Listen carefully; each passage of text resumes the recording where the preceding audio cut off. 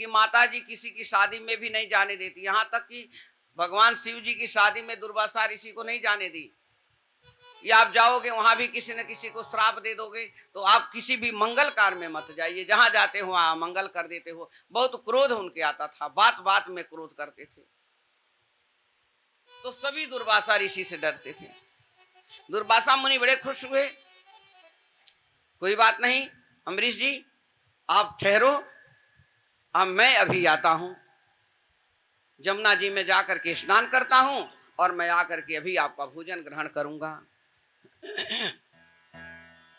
दुर्वासा ऋषि चले गए ग्रहण करने। सारे ब्राह्मण बैठे हैं, सबके आगे भोजन परोसा गया है, सब खाएं। जब अब ऋषि, अब इतने बड़े ऋषि आए, अब उनको छोड़ करके भोजन करेगा कौन? द्वादशी बीती जा रही है, समय बीत रहा है, अम्बरीश जी परेशान अभी तक आए नहीं और हाथ में गंगा ऐसे जल ले करके संकल्प कराने के लिए खड़े हैं। प्रभु आप आइए। अभी तो गए जमुना जी में, बस वहीं पर ही अपने भगवान में लीन हो गए, स्नान करते ही रह गए दुर्वासा जी।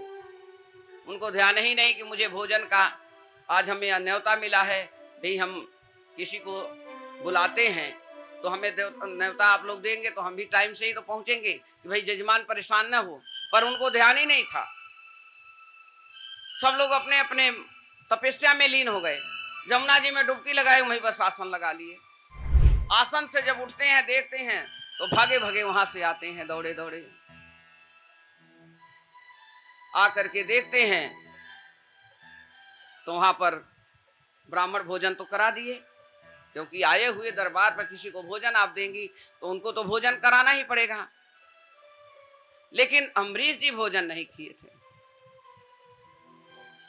जब ब्रह्मर्षि आए और संकल्प कराऊं, उनका चरण धोऊं, चरणामृत लूं, तब जाके मैं भोजन करूंगा। हे प्रभु, तब तक ये द्वादशी माता यहाँ से हटनी नहीं चाहिए, तब तक ये तिथि रहनी चाहिए। भगवान विष्णु के बड़े भक्त थे, द्वादशी मैया हटी नहीं वहां से।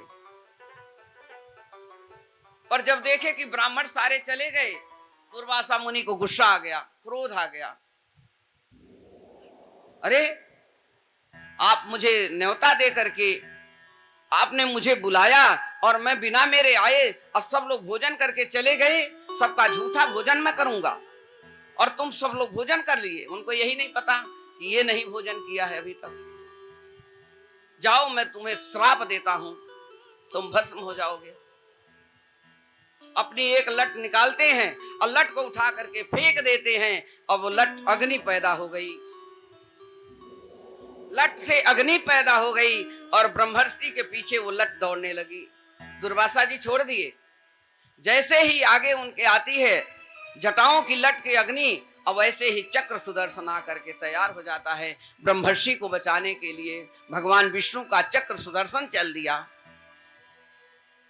क्योंकि गलती उनकी थी नहीं। अभी कल हमने ये कहा ना कि अपनी अगर गलती नहीं हो तो कोई रूठ रहा तो रूठने दो, मनाओ मत उसको। हाँ, दो बार एक बार जरूर कहते भाई क्या बात हो गई, पर अब बार बार कोई मुंह बनावे तो उसको छोड़ दीजिए, आगे बढ़ जाइए, क्योंकि उसमें भी कारण है, कोई भगवान की ही मर्जी है।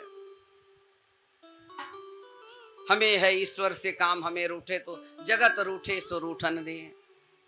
अपने ईश्वर का कार्य करते चलिए, गलत मत करिए। तो गलती कुछ नहीं थी ब्रह्मर्षि की, और अम्बरीश जी को श्रापित कर दिए और लट छोड़ दिए। अग्नि दौड़ रही है, चक्र सुदर्शन आकर के तुरंत ही एकदम सामने आकर के बचाता है। अब देखो अग्नि की लट तो फूट गई, लेकिन चक्र सुदर्शन ब्रह्मर्षि के पीछे चल दिया, दुर्वासा ऋषि के पीछे। दुर्वासा मुनि भागने लगे, चक्र सुदर्शन पीछे पीछे चल गया। भगवान भक्त की रक्षा तो करेंगे ही, हम अपने सत्य पे हैं तो भगवान हमारी रक्षा तो जरूर करेंगे, कहीं न कहीं किसी रूप में। भागे गए कहां? कैलाश पर्वत पर गए। विष्णु जी शिव जी से कहते हैं, अरे प्रभु, अरे रुद्रे, मुझे बचाओ, हम क्या करें, हमारे पीछे भगवान विष्णु का चक्र सुदर्शन। भगवान कहने लगे, ये हम नहीं कुछ कर सकते, क्यों? यहाँ भक्त और भगवान की परीक्षा है, मेरा कुछ नहीं इसमें है। और भक्त के लिए आपको पता है कि भगवान कुछ भी कर सकते, अपने भक्त की रक्षा करेंगे वही। कैलाश से चले गए, कहा ब्रह्मलोक में गए।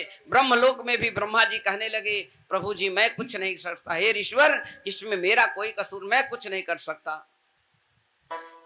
हाँ ये आपका कार्य है, आपने जो किया है उसका फल मिला है, क्योंकि भक्त भगवान के बीच में नहीं हम आ सकते।